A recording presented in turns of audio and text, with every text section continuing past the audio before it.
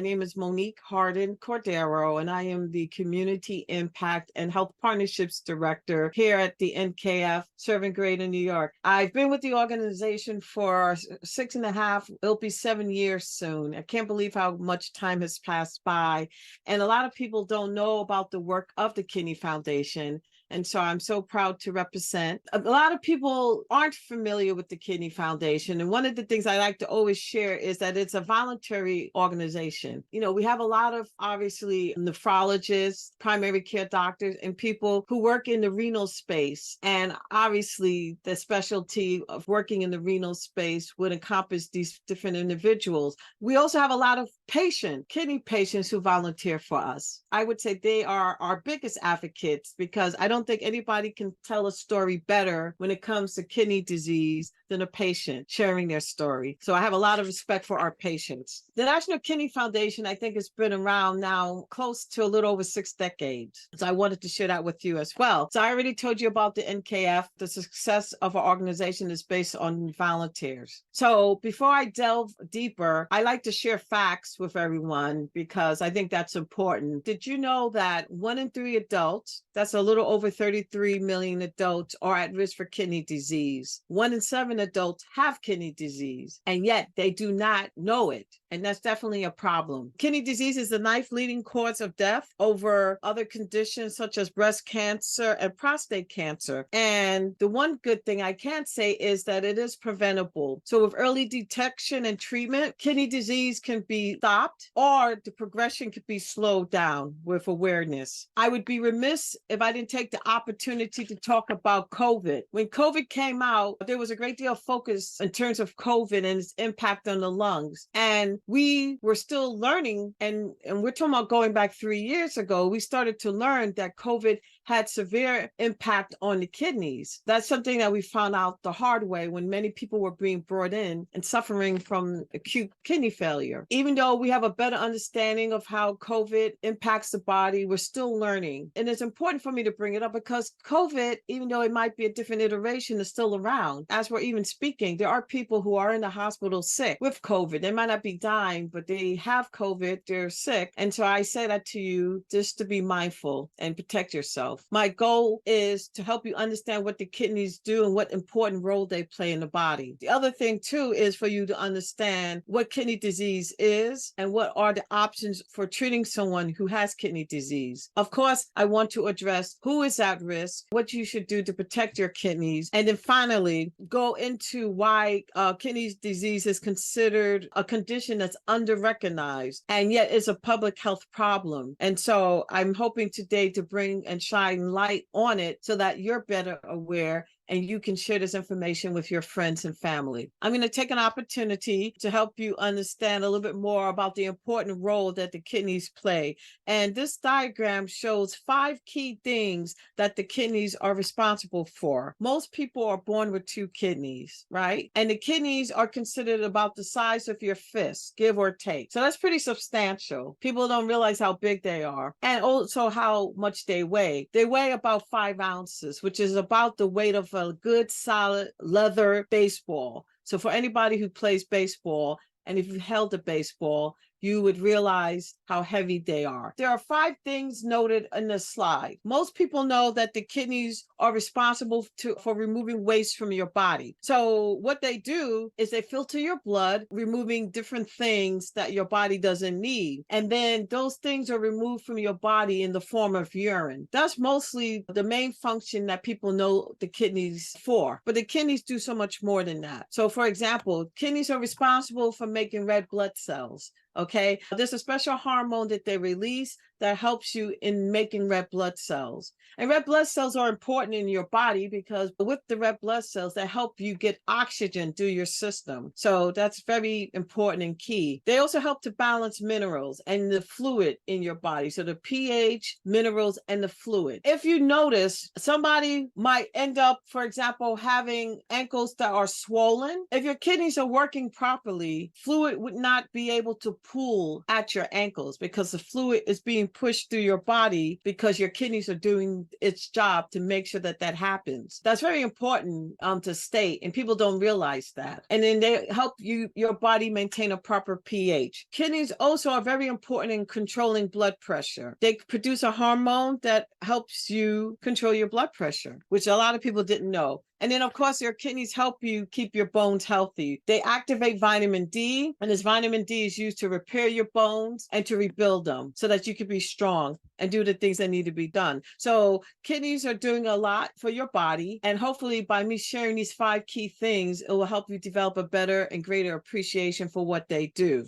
How the kidneys operate. One thing I would like to share, which people don't even realize, is that every 30 minutes, your kidneys are filtering your blood. So blood is being brought into the kidneys through the artery. It goes through a system of nodules, which are like tiny little filters. And this is where all the magic happens, where they remove all the waste and unwanted stuff that might be traveling around in your body. And as I said before, they are responsible for removing waste. So once the filters are doing their job, you can see that little yellow line going down to the bladder. The waste is going down in the urethra into the bladder and is released from the body. Meanwhile, once your blood is cleansed, it is going back into your body because it's been oxygenated and going back into your body, and it does it all over again. So your kidneys every 30 minutes will be filtering about the equivalent of 15 gallons a day. The kidneys do not take a break. They work 24/7. Can you imagine something that small, or well, it's not that small, but these 2 organs, they're constantly doing their thing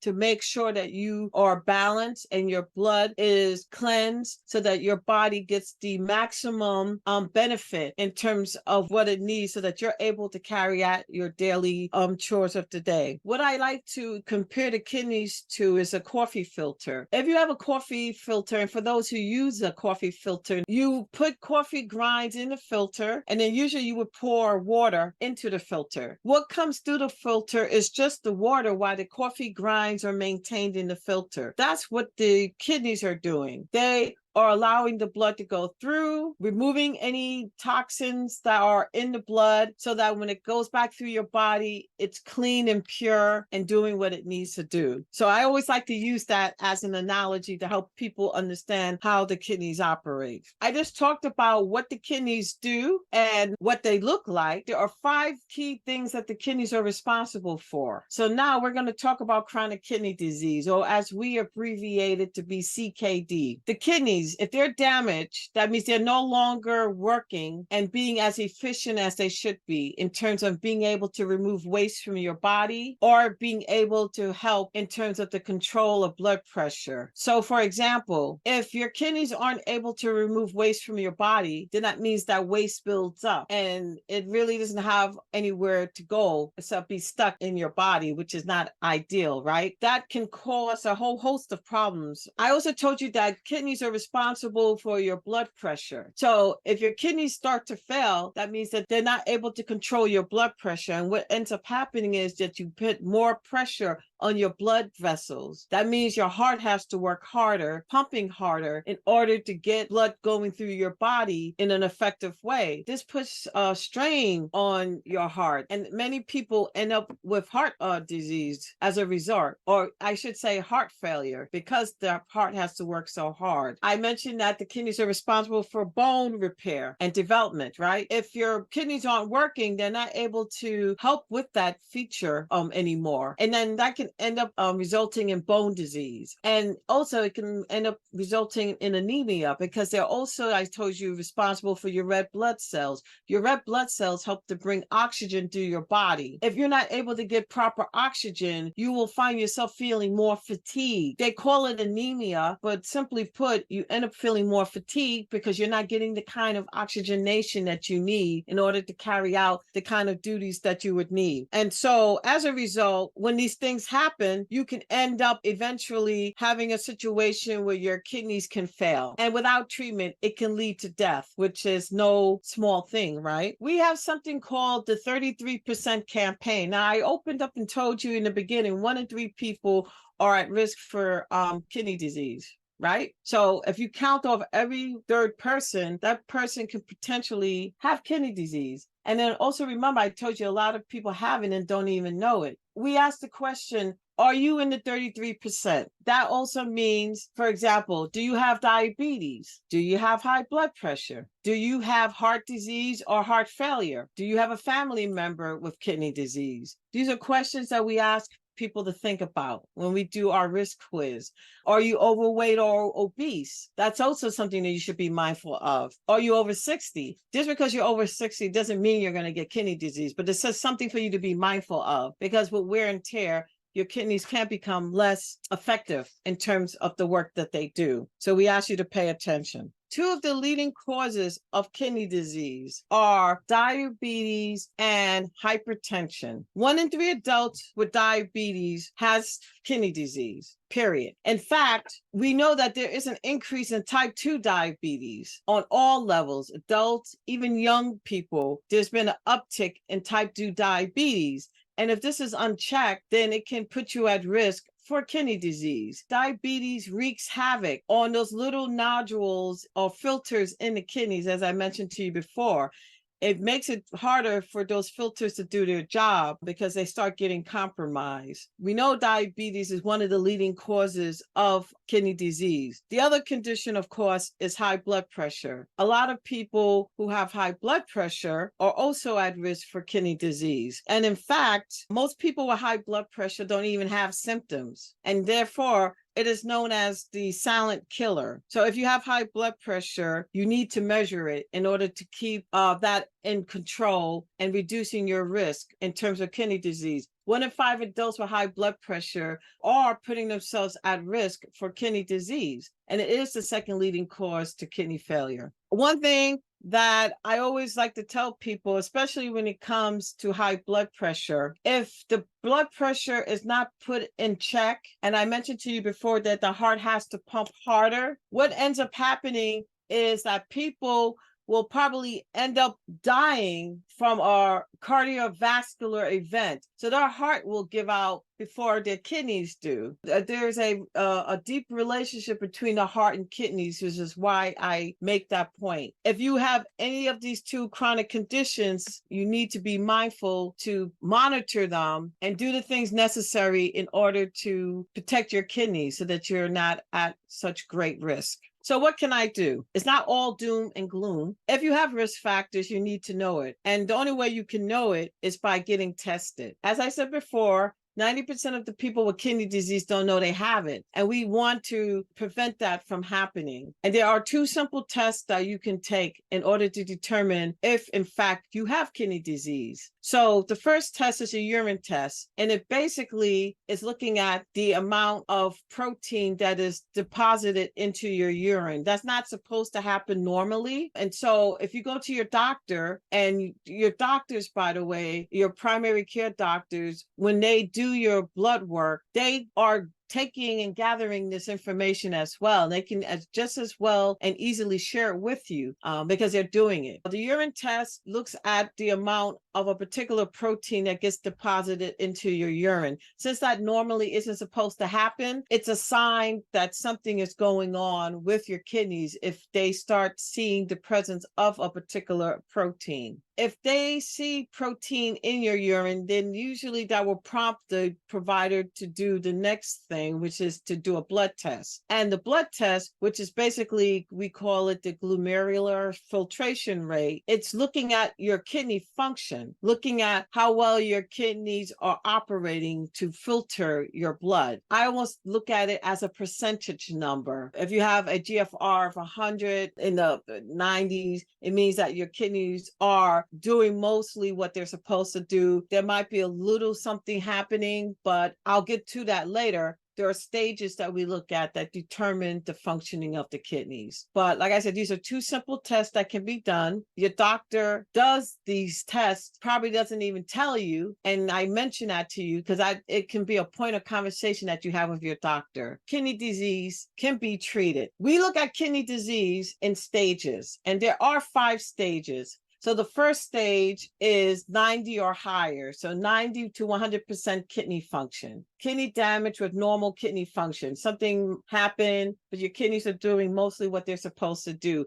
As you go progressively down this list, you start losing more kidney function. By the time you get to stage 5, which is less than 15% function, that basically says that you are in need of an intervention because your kidneys aren't able to do the job that they should be doing. Remember, I told you the kidneys are working 24/7, doing all these 5 different functions. But once your kidneys start going south, they're not able to do those things effectively. Our goal is to catch any issues that you might have as early in the stages as possible so that intervention can be offered, because there are treatment options that can be offered if caught early. But if you're doing it too late, then those options become less. And I should say that when your kidneys start going south, as they say, it's really hard to reverse whatever damages has happened, which is why we want to do it early on. It's so important. What happens if kidney disease is not treated? You end up going into kidney failure, period. And kidney failure means that, as stated here, most of your kidney function is gone. You're not able to have a healthy body that's balanced, and therefore it compromises your quality of life, which means that some other intervention has to be offered in order to do the work that the kidneys have done. What ends up happening is, and this is when dialysis comes in, a machine that is outside the body, of course, has to be used to do the work that these 2 magnificent organs were doing all the time, 24/7. So a dialysis machine basically is doing the work of the kidneys. The blood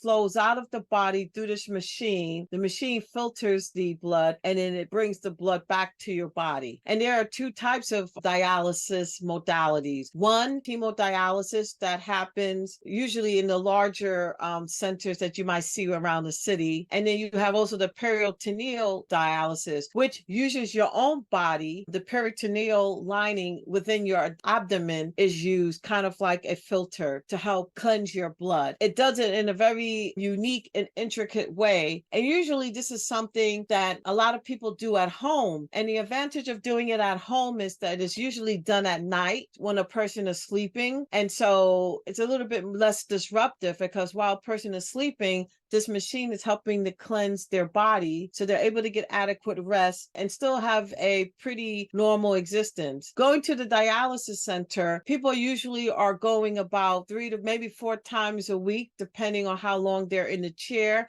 And they can spend a total of 12 hours a week going to a center and going on a machine where that machine is cleaning their blood for them. And if that wasn't happening, the person wouldn't be able to survive. That's dialysis. The other option that we believe provides a better quality of life is considered just probably more effective as kidney transplant. Kidney transplant can come from a deceased donor, somebody who has expired and decides to donate. A family member has decided to donate their kidney, or they might have indicated on their driver's license upon their passing, and if nothing obviously is wrong with them, that they would like to donate their kidney. Another option is a living donor, someone who is healthy, who decides they want to be altruistic and donate their kidney. There are a lot of people who do that. And I said to you before that most people are born with 2 kidneys, but you can live with just 1 kidney if your kidney is healthy. So therefore, if you're a healthy person and your kidneys are healthy, you basically can spare 1 kidney, give it to someone, and improve their quality of life, because we know that a person who is in need of a kidney and they get a kidney donated to them, they live a normal life, and their quality of life is just so improved versus having to sit on a dialysis machine for several hours a week. So we always talk about and make people aware that kidney transplant is the way to go if you find yourself in a position where that ends up happening. And I should say to you that unfortunately, too many people don't know they have kidney disease. They end up going to, let's say, the emergency, and a doctor might end up saying to them, "Oh my God, your kidneys are failing." They didn't even have a clue that they had kidney disease. And a lot of people end up what we call crashing into dialysis. They end up going to the emergency, find out for the first time their kidneys are going south, and then they end up on a dialysis machine. And that can be so jarring and upsetting, to say the least, kidneys because this is something that can be prevented if you are aware. And too many times, unfortunately, not enough attention is being paid early on so that intervention can be offered so that a person doesn't have to end up in this particular situation, crashing into dialysis. So I mentioned earlier on, going back in 2020 when COVID came out, we didn't know anything about this virus, right? The thought was that the virus was only impacting the lungs mostly, or the respiratory system. Well, it turns out that COVID also is not very nice to the kidneys. If people had a pre-existing condition such as kidney disease and didn't realize it, this COVID exacerbated that condition and made people really sick. And in other cases, people also experience something called an acute kidney injury, where their kidneys were also just impacted and kind of took a hit. That's something that nobody expected. A lot of our nephrologists were like on overtime, being called all over the city to deal with this phenomenon because nobody knew and understood why COVID was like creating or causing this type of problem. As we all learned, if you had a pre-existing condition, and those conditions such as diabetes and high blood pressure,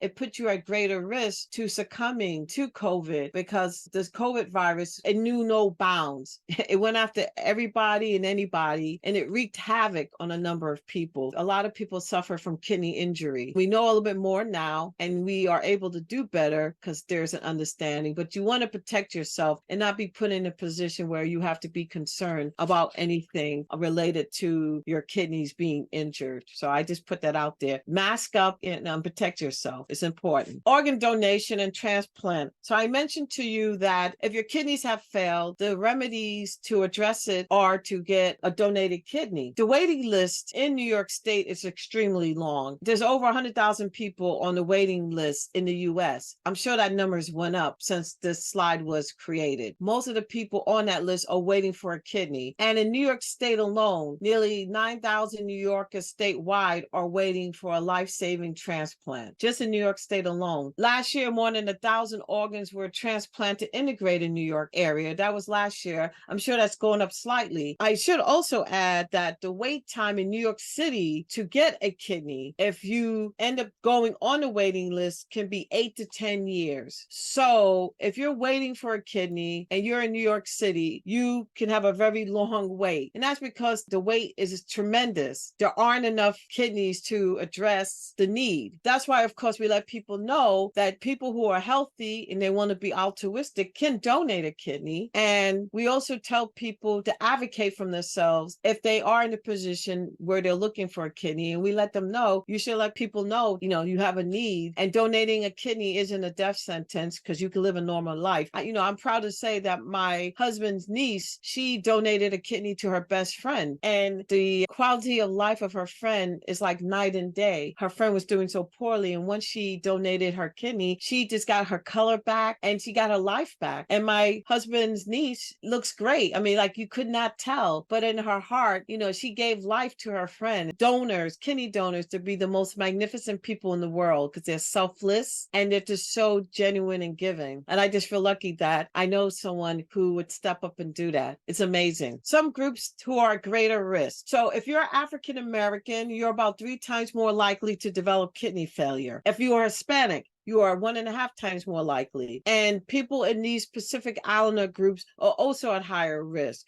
And once again, we believe the reasons for that is because in these groups, there tends to be a higher incidence of diabetes as well as high blood pressure. So if these are conditions that a person has and these conditions aren't checked, then it puts you at greater risk. And then, of course, in many of the communities where these groups reside, you're looking at the social determinants of health. There might not be access to quality health care. There might be poor housing. There might not be access to good nutrition. These are all contributing factors that can put someone at greater risk for these comorbidities that I mentioned to you, the diabetes, the high blood pressure. I try to not preach to people, but just let people know the facts and then empower people so that they can take different actions and different steps in order to take control of their health and do it as early as they can, because health is wealth. And I believe that all of us want to try to live a healthy existence if at all possible. What can I do? There are 6 key things that you can do that I went over here. Getting tested is something that I told you can do, and it's very simple to do, and you can ask your doctor about getting tested if they're not already doing the test. Control your risk, control your blood sugar, control your blood pressure so you can prevent damage to your kidneys. Eating healthier by drinking more water and watching your salt, which I didn't go into, but obviously salt contributes to high blood pressure. So we want to make sure you control your blood pressure. Get moving. This is something that is easy and free to do. Being active. The goal is to control your weight. So if you can control your weight, then that puts you at less risk for other things, like controlling your blood pressure and even controlling your sugar. So being more healthy means moving around. You don't necessarily have to go to a gym, but just get up and try to walk if you're able to. And if you're in an area that is safe enough for you to go out and walk, walking is the best thing you can do. And it also helps you with socializing. You know, you walk out and see friends, you get to connect with people. That's also good for the soul. If you're a smoker, you should try to stop smoking or reduce your smoking because that's not great. And then also NSAID. If you're popping pills like ibuprofen, better known as Advil or Aleve, you should reduce your consumption of those pills. And if you're popping them a lot, you need to talk to your provider and find out what else is going on. Because I mean, something else is going on if you're popping those pills. So just be mindful of that. And one of the things that you could definitely do besides engaging in more physical activity is to eat more healthy. And I'm not talking about having to eat celery and carrots all the time. Nothing is wrong with that, but trying to be mindful of just reducing the amount of salt and sugar in your diet. If you can stay away from canned food, try to get something that's more fresh. And if you have to get canned food, then rinse it off so that you're not dealing with all those extra things they put into the can in order to help preserve the food. That can make a big difference. I know eating healthy can sometimes seem very expensive, but I think there are a lot of different programs like the farmers markets that are around the city where you can go and get fresh food at a reduced cost is one way to go. I always tell people to drink more water if you can. And I know water can be boring. In order to counter that, you can add stuff to your water like fruit to give it some taste, even a squeeze of lemon, something to give it a little pep. But the goal is to hydrate your body and to drink more liquid. Coffee is a liquid, but water is also a liquid, and it's a better liquid to put in your body than coffee and soda. So I try to encourage everybody to drink more water. If you're going to eat protein, try not to eat a lot of fried meats and stuff. You can even do plant protein as well. That can be just as beneficial. But, you know, you have to figure out what works for you and then try to stick with it. Here at the National Kidney Foundation, we're here to help. We have a variety of programs for people who have questions. We have experts that you can call into, and they're there to help answer any questions that you might have. There are also programs where we pair people up so that they don't feel that they are alone. So if you're somebody who wants to donate a kidney, we will pair you with somebody who's done it.